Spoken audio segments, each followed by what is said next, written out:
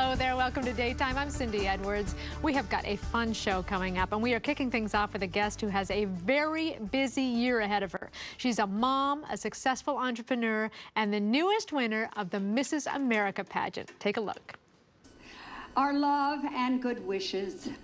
Ladies, the first runner-up is Mrs. Hawaii. Mrs. America is April Lufriu. Mrs. Florida.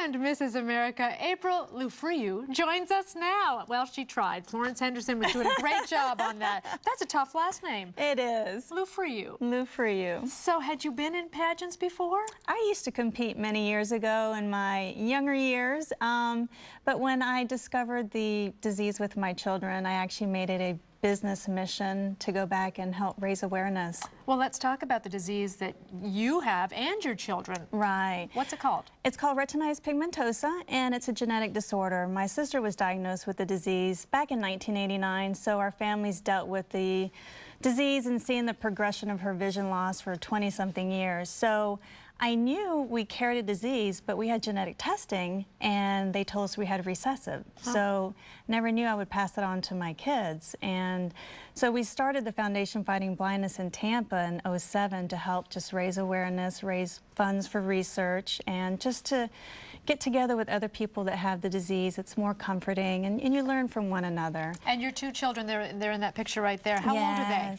Well, right now my son is 12 and my daughter is 8, and that's when I won the Florida title in February, and I swear he's grown maybe 6 inches since then.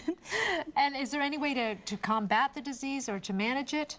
Well, right now, no, there aren't any cures. They have remedies like vitamin A and the fish oil and things like that, but they're working on a lot of strides for gene therapy and stem cells, and that's what keeps me going, because back in 2007 there's another form of retinitis pigmentosa called Leber's congenital amaurosis.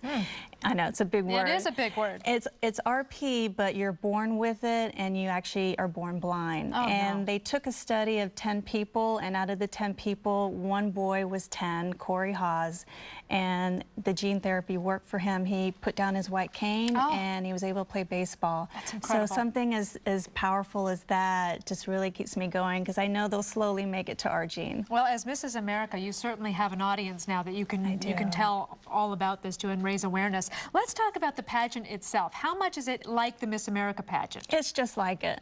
It is, but I have to say the married women there are just superb.